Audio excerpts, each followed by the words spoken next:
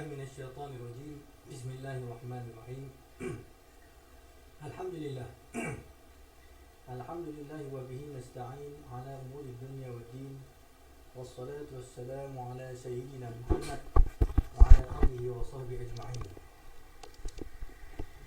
أما بعد terlupa pakai mic pula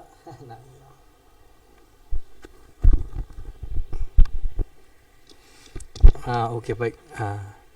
A'udzubillahi minasyaitanir rajim.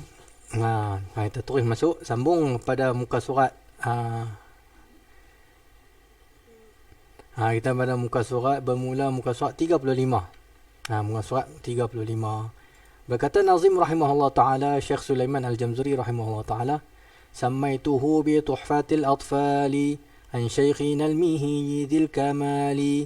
Aku namakannya dengan nama Tuhfatil Atfal, riwayat daripada Syekh kami Al-Mihi yang memiliki kesempurnaan. An-Nazim rahimahullah ta'ala menamakan nazam bait syair ini dengan nama Tuhfatul Atfal. Jadi pengarang kita Syekh Sulaiman bin Husain Al-Jamzuri rahimahullah ta'ala, dia bagi nama Tuhfatul Atfal. Apa maksud dia? Kita kena tahu jugalah. Pasal dah nama tu mesti ada dia punya sebab-musabab dia. Yang bermaksud hadiah bagi kanak-kanak. Tuhfah tu hadiah. Al-Atfal tu kanak-kanak. Tu hadiah untuk kanak-kanak. Habis kita ni dah orang kata dah besar-besar dah ni. Ada yang orang kata dah separuh abad dah umur ni. Kok mana? Takkan untuk kanak-kanak lagi. Kita tengok penerangan dia.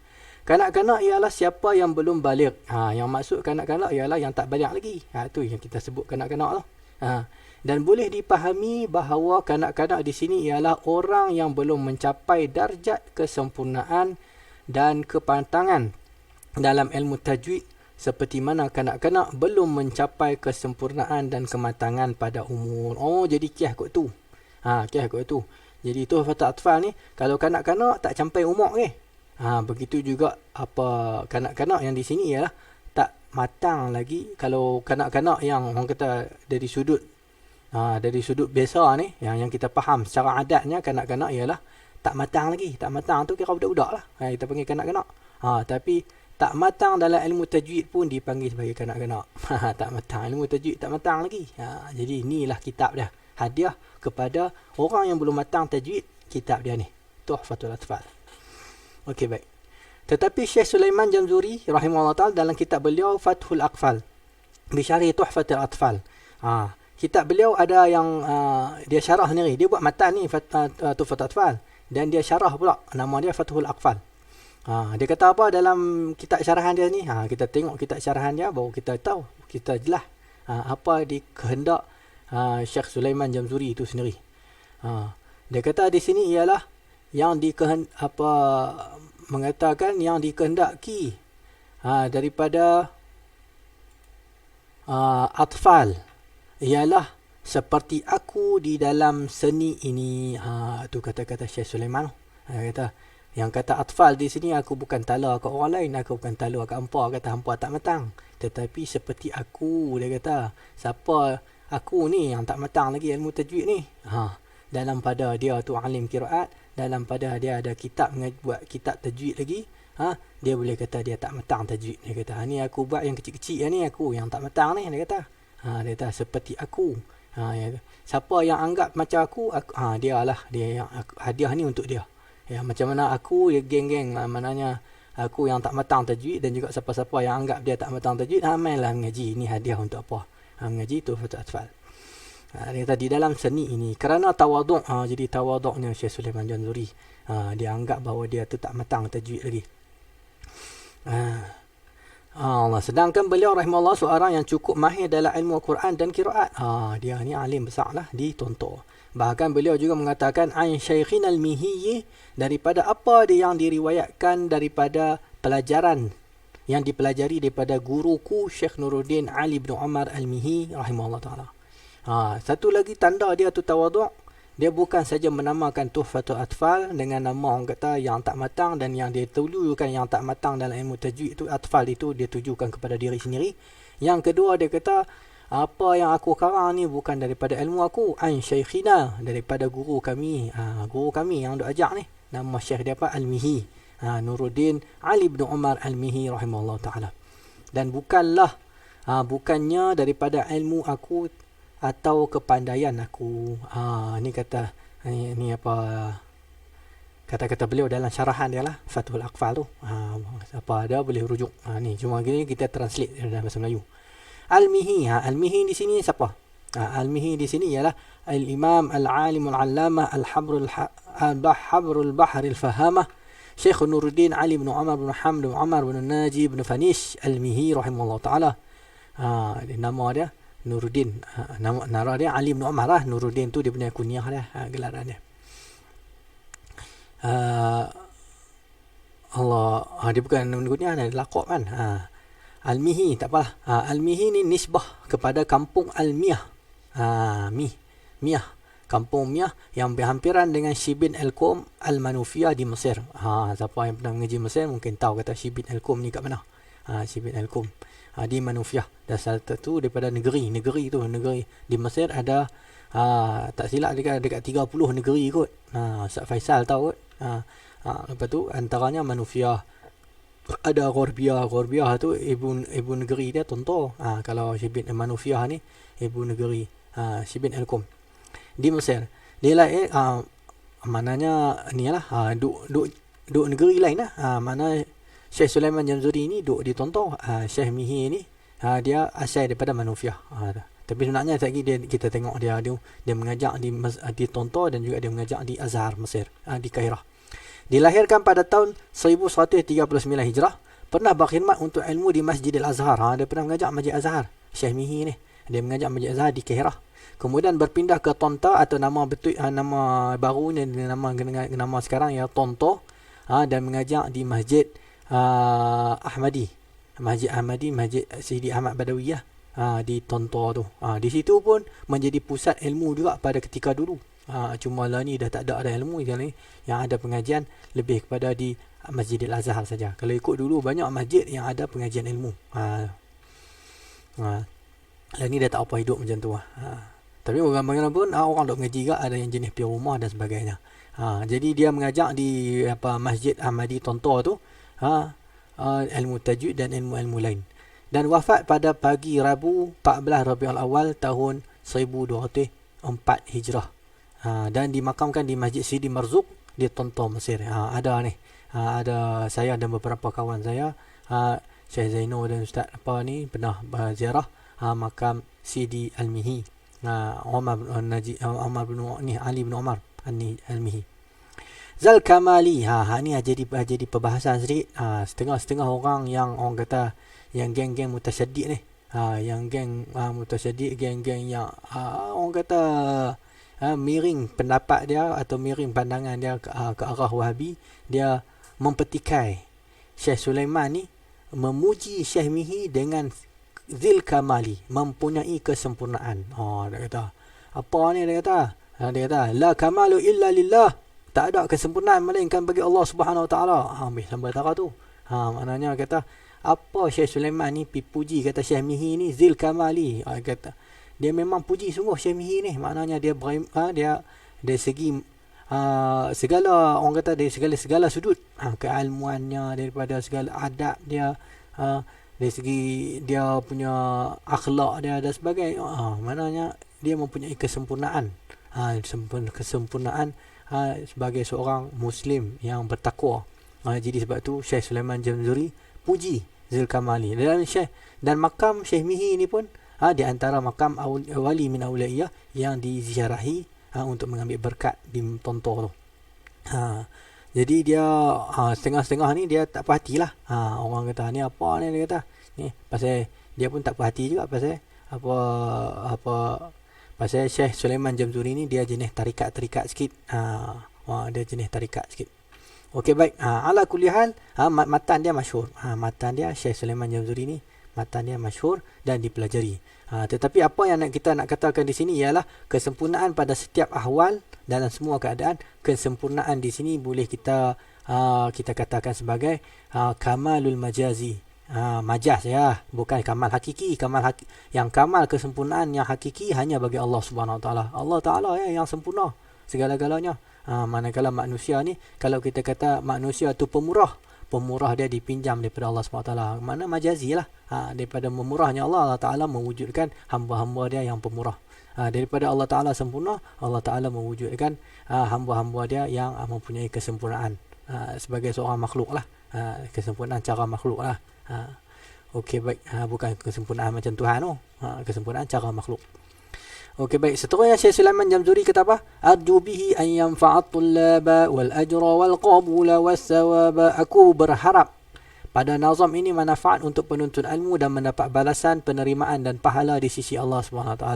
An-Nazim rahimahullah mengharapkan daripada Allah Ta'ala 4 perkara. Pertama, manfaat matan pada sekalian pelajar. Yang kedua, balasan memberi manfaat kepada diri sendiri. Maknanya dia dapat ganjaran lah apa yang dia buat usaha ni.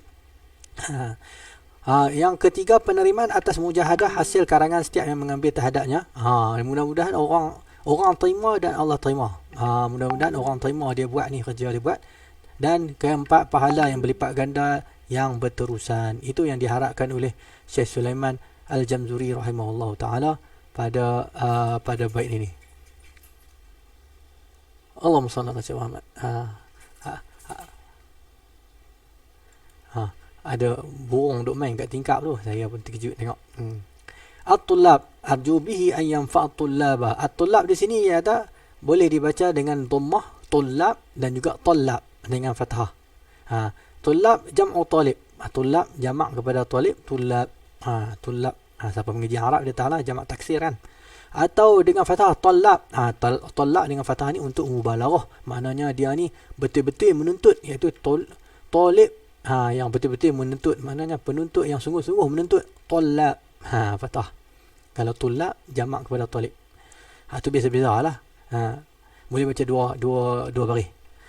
Talib ini merangkumi mubtadi, mutawasid dan juga muntahi. Sama ada yang pelajar yang mula nak mengaji, ada pelajar yang pertengahan, duk mengaji lama dah. Ada yang memang orang kata dah mahir dah boleh. Orang kata boleh jadi tok guru dah, tapi kadang-kadang nak duk agak mengaji supaya boleh refresh balik ilmu-ilmu. Dan talib di sini ialah murid yang mana yang terlepas pada bait yang ketiga. Pada bait ketiga, Nazim menyebut dengan perkataan murid, maknanya sama lah. Al-ajru balasan bagi memberi faedah atas setiap amalan yang dikerjakan. Al-ajru wasawab sama maknanya berkata sebahagian ulama, tetapi ada yang membezakannya. Jadi ajru dengan sawab ni ada yang kata sama dan ada yang kata beza. Ajru ni pahala, sawab pun pahala. Cuma ajru ni lebih kepada pahala atas upah, sawab ni pahala. Boleh jadi pahala tu atas upah, atas kerja, atau sawab ni tak buat apa pun. Tak buat apa boleh dapat sawab daripada Allah SWT jika Allah Ta'ala nak bagi. Jadi itu beza antara ajru dan sawab. Di sisi sebahagian ulama yang membezakannya. Al-qabul. Qabul ini penerimaan. Sama ada menerima aku dengan sebab nazim, dengan sebab nazam. Nazam tu syair. Syair mataniyah, nazam. Atau Allah Ta'ala menerima nazam ini daripada aku, atau Allah menerima aku nazam dan siapa yang mengambil faedah daripadanya. Maknanya Allah Ta'ala terima semua. Aku Allah Ta'ala terima, nazam matani Allah Ta'ala terima, orang yang ambil tahu tentang matani pun Allah Ta'ala terima dia punya kerja buat dia. Itu yang didoakan. Didoakan dalam matani, arju bihi an yanfa'atul laba wal ajra wal qabula was sawaba. Wasawab kelebihan dan ihsan kepada Allah SWT tadi kita sebut dah. Wallahu a'lam. Habis mukadimah. Kita masuk sikit perbahasan tentang ahkam nunus sakinati wa tanwin. Imam Al-Jazari pada bait yang ke-6 beliau mengatakan linnuni intaskun walid tanwini arba'u ahkamin faqus tabini. Bagi nun apabila ia mati dan tanwin mempunyai 4 hukum, maka ambillah penjelasanku. Dia kata nun ni linnuni intaskun, nun kalau dia mati, walid tanwini arba'u ahkamin, dan juga bagi tenun dan tanwin ada 4 hukum. Faqus tabini, ambillah penjelasan. Dia kata lepas ni nak jelas lagi. Lepas ni nak jelas bagi hukum nun mati dan tanwin. Ni kita makruh ni kita baca laju-laju lah pasal kita kerap baca kan. Tapi depan ni dak juga ni. Depan ni mungkin ada yang belum maklum lagi. Apa ni? Apabila disebut nun mati, maka terkeluar daripadanya nun yang berbaris. Nun baris fathah atau kasrah atau dhammah, maka dia bukan nun mati. Kalau nun fathah bertemu dengan ya wa mim nun, kita tak panggil lah idgham. Dia kata nun fathah berjumpa dengan ya minun, kita kata idgham ke? Kita nun mati saja. Sama ada bertasydid ataupun tidak. Tak kira nun bertasydid pun terkeluar daripada perbahasan kita. Perbahasan kita hanya nun mati yang betul-betul mati. Sama ada mati itu mempunyai tanda sukun atau mati itu tanpa ada kosong daripada baris. Dan tanwin. Apa itu tanwin? Tanwin juga ialah nun mati. Tanwin juga ialah nun mati. Nun mati yang terangkum di dalam fathatain, kasratain dan dhammatain. Dalam dua baris itu, dalam baris dua tu ada nun mati. Pada kaedah asal, kita tengok. Pada kaedah asal, suatu huruf tidak akan menerima dua baris. Kaedah asal mana boleh satu huruf dapat dua baris?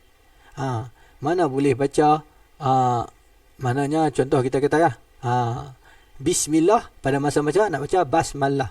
Basmillah contohlah kita kata. Contoh bila kan. Boleh tak kita nak baca kasrah pada masa sama kita nak baca fathah? Tak boleh Mana boleh dua baris dalam satu masa. Tetapi boleh pula dua baris itu kalau baris itu sama dan duduk belakang. Pasal apa? Jawabnya tu macam tak.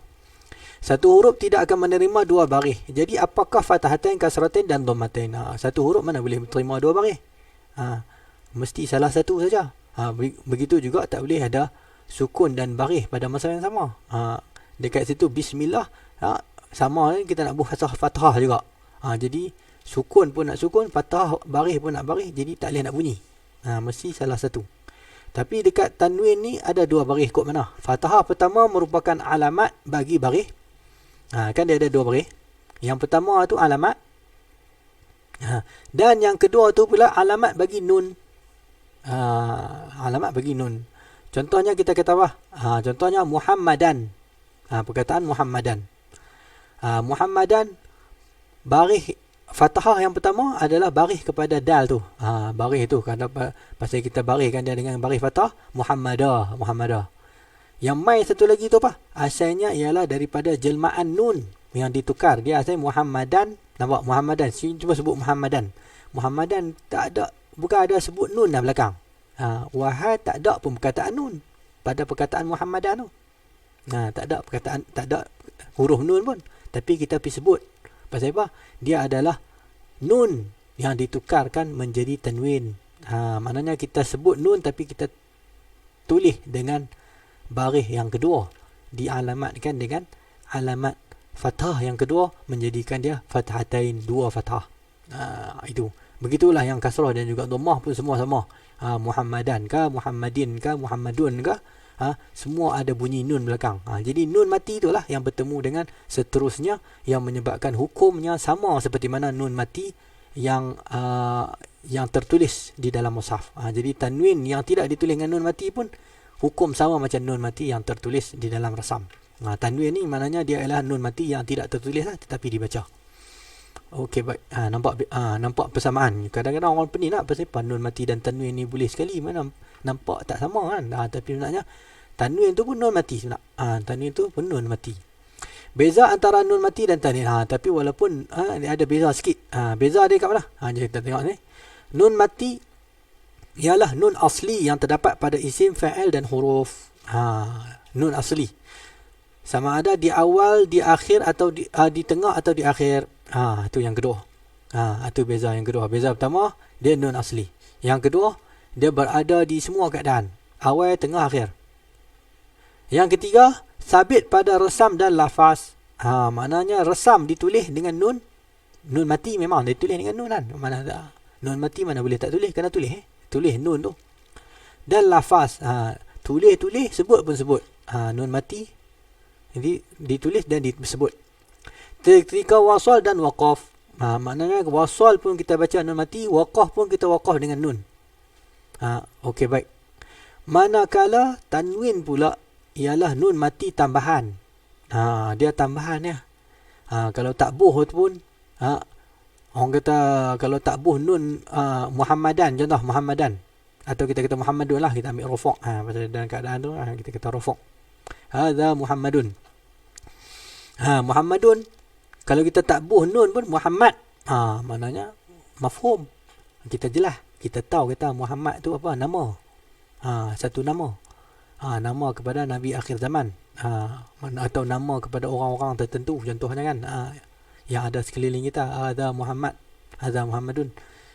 Jadi dia nun tambahan lah, bila tak buh tak rosak. Tetapi nun asli kalau nun mati yang ditulis itu nun asli, kalau kita buang, maka akan tak jelas lah apa maksud perkataan itu. Apa maksud perkataan itu. Contohnya kita ambil nun mati, contohnya kita nak kata dekat mana? Contohnya kita ambil dekat an'amta, contoh nun duduk tengah. An'amta, nun tu kalau kita buang, terus jadi hamzah baca dengan ain. Jadi apa? Tak jadilah maksud sebenar. Jadi berubah maksud. Berubah maksud dan mungkin tak ada maksud terus. Jadi tu sebab kata nun asli, nun mati ada nun asli, manakala nun tanwin pula adalah nun tambahan. Nun tambahan saja, kalau kita tak sebut nun tu pun makna jelas difahami. Okey, baik. Tu dalam bahasa Arab lah kan. Tapi dalam Quran bila wasal kena sebut terdapat pada isim saja pada isim dia bukan ada pada ni fi'il dengan huruf, tak ada tanwin. Tanwin hanya berlaku pada isim saja. Di akhir kalimah, dan tanwin ni kita tak pernah tengok duduk tengah, tak pernah tengok duduk awal. Mesti tanwin duduk di akhir kalimah. Manakala nun mati ada yang duduk tengah macam an'am tu kita baca tadi. Ada yang duduk belakang. Duduk belakang macam man mana nun mati duduk belakang kan. Atau ada yang duduk depan.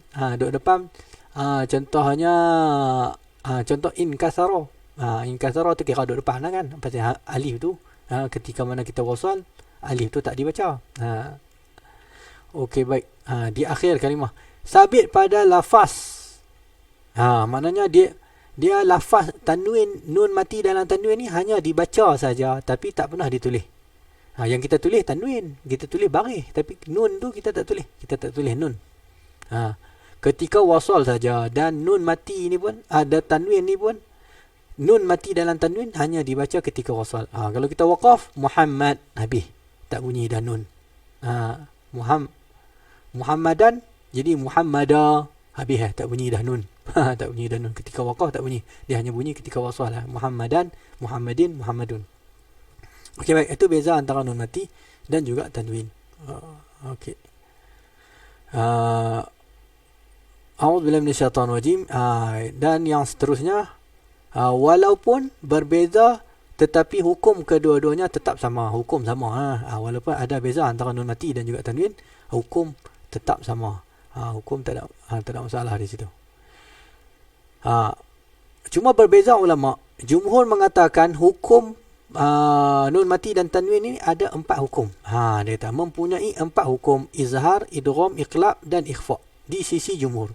Jumhur kata ada 4. Nun mati bertemu dengan huruf-huruf hijaiyah ni ada 4. Huruf dia kita tak bincang lah, nantilah. Nanti sampai tajuk dia kita akan bagi tahu huruf izhar, huruf idgham, iqlab, ikhfa. Nanti kita bilang. Cuma hukum dia ada 4. Tetapi Imam Ja'bari rahimahullah ta'ala dalam karangan dia yang wafat pada 732 Hijrah mengatakan bahawa hukum nun mati ni ada 3. Dia buang apa? Dia buang iqlab, izhar, idgham, ikhfa. Iqlab tak ada. Dia kata iqlab tak ada. Tu iqlab dia pergi mana? Iqlab dia duduk dalam ikhfa. Huruf iqlab ba tu duduk dalam ikhfa. Tambah satu lagi ikhfa. Ikhfa ada 15, tambah satu jadi 16 huruf ikhfa di sisi Imam Ja'bari. Perbahasannya akan datang pada matan berikutnya. Okey, baik. Seterusnya Imam Sulaiman Jamzuri kata apa? Fal awwalul izharu qabla ahrufi lil halqi sittun rutibat fal ta'rifi hamdun faha'un thumma 'ainun ha'u muhmalatani thumma ghainun kha'u.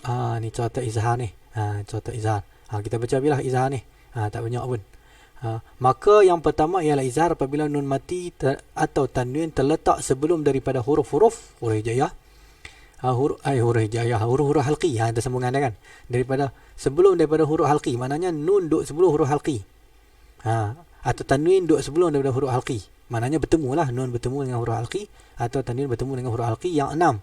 Disusun maka ketahuilah. Dia kata huruf halqi ni aku nak susun lepas pada ni. Apa dia susunan dia? Hamdun faha'un summa 'ainun ha'u muhmalatani summa ghainun kha'u. Yang pertama hamzah, kemudian ha, kemudian ain dan juga ha. Yang kedua-duanya muhmalah. Nanti kita akan tengok muhmalah ni apa maksud muhmalah ni. Ini satu istilah di dalam perbahasan ilmu lughah, muhmalah. Kemudian ghin dan kha. Kemudian ghin dan kha. Ni 6 huruf halqi, disebut dengan huruf halqi. Huruf halqi yang 6. Okey, baik. Allahumma salli ala Muhammad. Pertama, daripada 4 hukum nun mati dan tanwin ialah izhar. Makna izhar ialah jelas, nyata. Itu dari segi bahasa. Pada istilah yang mengeluarkan setiap huruf daripada makhrajnya tanpa dengung. Kita keluar setiap huruf pada makhraj tanpa dengung. Man amana, an'amta, nun mati bertemu ain tu. An'amta, nampak? Jelas, nun tu bunyi jelas tanpa ada dengung. Jangan pergi man amana, nun tu jelas juga tapi dengung tak kena, bukan izhar. An'amta pun tak boleh pasal dia dengung. Dia mau jelas dan tak dengung. Dua benda yang ada pada izhar. Ciri-ciri izhar tu sebenarnya. Huruf dia ada 6, digelar dengan huruf halqi. Huruf dia huruf halqi. Huruf halqi ni kembali kepada halqum. Ni halqum batang tekak. Halqum yang mana huruf tu beredar pada makhraj, makhraj halqi.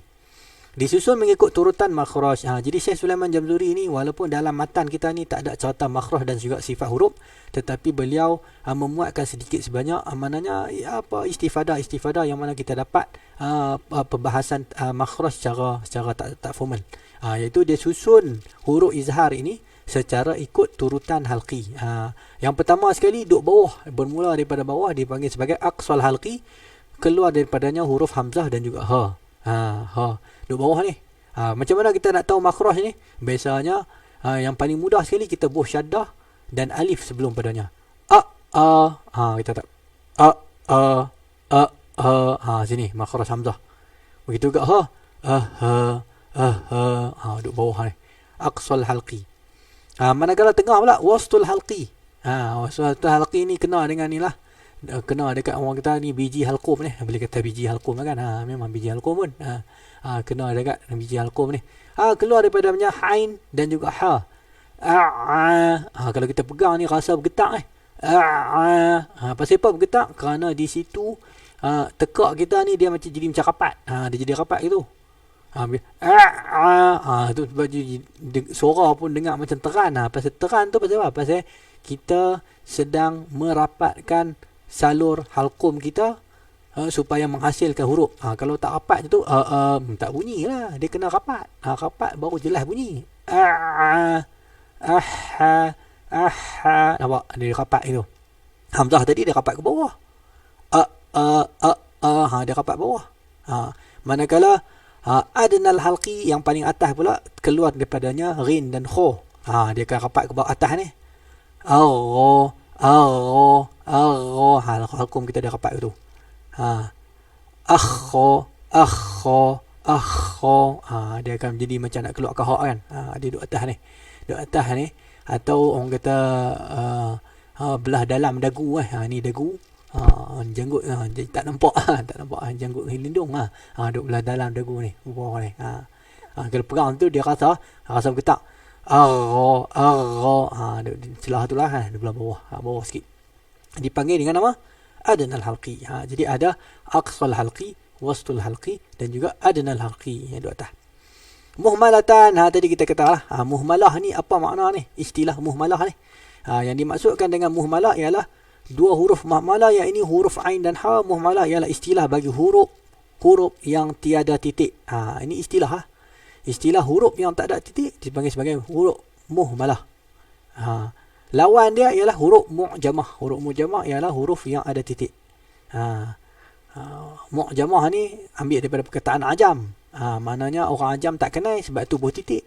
Buh titik supaya orang ajam dapat membezakan yang mana ha, yang mana jim dan yang mana kha. Ada titik tu. Kalau tidak nampak sama. Zaman dulu sebelum wujudnya titik, huruf sama. Ha, kha, jim sama. Sin, shin sama. Sod, dot sama. Dal, zal, bentuk tu. Yang nak tahu tu Maknanya berdasarkan orang Arab lah. Orang Arab tengok uslub begini, maknanya ni perkataan ni, ni perkataan ni lah. Takkanlah perkataan kita tengok contoh, kita kata baitun, zaman dulu sebelum diwujudkan, maknanya zaman Nabi SAW waktu tu penulisan Al-Quran tanpa titik. Jadi contoh kita kata bismillah tu dia buh rumah sin mim. Kita tak tahu ni ba ke ya ke ta ke nun, tak tahu. Bismillah tu dia tulis, dia buat kapai tu, lepas tu sin mim. Sin ni pun kita keliru ni, sin ke shin ni. Tapi orang Arab dia tahulah. Orang Arab zaman dulu tu memang dia pada biasa lah. Jadi dia biasa, dia tahu kata kalau macam ni nama bismi ni. Bismi, lepas tu ada Allah pula dengan nama Allah. Sesuai, jadi dia akan faham menurut jumlah ayat itu sendiri. Tapi apabila ramai orang yang ajam, orang yang bukan Islam masuk Islam, jadi berlaku kesusahan di dalam nak baca Al-Quran tu. Jadi ulama telah meletakkan titik bagi memudahkan. Yang buah titik di sini ialah Yahya bin Ya'mur dan Nasr bin Asim. Dua orang ulama yang orang kata menjadi samsak yang diarahkan oleh Hajjaj Yusuf As-Saqafi waktu tu pemerintah. Dia perintahkan ulama. Hajjaj Yusuf As-Saqafi itu dia pemimpin zalim. Tetapi dia ada sumbangan juga kerana dia yang mengarahkan ulama supaya meletakkan titik, memudahkan umat Islam membaca Al-Quran. Dia zalim kot tu, tetapi sumbangan ada lah juga. Macam misalnya pemimpin-pemimpin ni ada yang zalim, tetapi pada masa sama ada juga bakti depa. A'udzubillahi minasyaitanirrajim. Huruf mu'jamah ajam, pasal orang ajam tak erti. Muhmalah ni abai. Muhmalah ni daripada perkataan ihmal. Ihmal maknanya abai, mana abai tak bertitik lah. Abai tak bertitik. Ada Syekh Habib Sa'ad. Habib Sa'ad Al-Idrus, kata ingatlah, Yaman. Terkenal lah di Yaman ni. Dah meninggal dah. Habib Sa'ad dia menulis tentang huruf muhmalah ni. Dia macam mempetikai kenapa huruf muhmalah dinamakan dengan nama muhmalah. Pula ada. Dia petikai. Dia kata muhmalah ni maknanya abai. Huruf-huruf ni dinamakan dengan huruf abai. Maknanya huruf kita buat tak tahulah ke huruf ni. Walaupun sebenarnya maksud abai di sini ialah abai maknanya tak buh titik. Tak buh titik, sebab tu dia diabaikan. Ha dengan ain muhmalah. Sebab tu Syekh Sulaiman Jamzuri kata apa ni? Summa ainun ha'u muhmalatan. Yang ni ain dengan ha diabaikan, tak buh titik. Tu. Summa ghainun kha'u. Pasal ni ghain dengan kha. Kau tidak lagi keliru lah. Keliru kan? Pasal apa ulang dua kali? Summa ainun ha'u ghairu ainun ha'u. Kalau lah cetakan jatuh kan, contoh cetakan jatuh. Contohnya terjatuh dakwat dekat ain ni, terjatuh dakwat jadi ada titik. Jadi orang kata rain, siapa rain ada dua. Dia kata ni apa, Syekh Sulaiman Jamzuri silap sebut ke? Jadi orang duk sangka macam tu. Bila ada muhmalah ni, orang kata ni silap cetak ni. Muhmalatan ni maknanya ain yang tak ada titik. Kalau ada titik itu salah lah, pasal dia sebut siap-siap dah. Ain yang tak ada titik dan juga ha yang tak ada titik. Jadi kembali kepada tadi, Habib Sa'ad dia macam dia komplain. Sebab apa dinamakan muhmalah? Sepatutnya dinamakan dengan nama lain. Dia buat satu kitab kecil cerita tentang muhmalah ni. Satu ada kutip kecil. Saya ada kitab tu, pembahasan tu. Dia macam tak setuju dengan penjenamaan huruf muhmalah. Lepas tu dia datangkan huruf muhmalah ni. Pertama sekali alif. Alif tu huruf muhmalah pasal alif tak ada titik. Dan alif itu antara huruf-huruf alif adalah Allah. Dan mim antaranya ialah mim Muhammad sallallahu alaihi wasallam, yang mana huruf Muhammad semuanya tak ada titik. Mim ha mim dal tak ada titik. Pasal apa buh nama muhmalah ni? Pasal nama muhmalah ni tak apa nak elok. Jadi benda tu pun dibahaskan ulama, orang alim. Benda kecil pun boleh bahas buat kitab. Subhanallah. Bismillah, masya-Allah.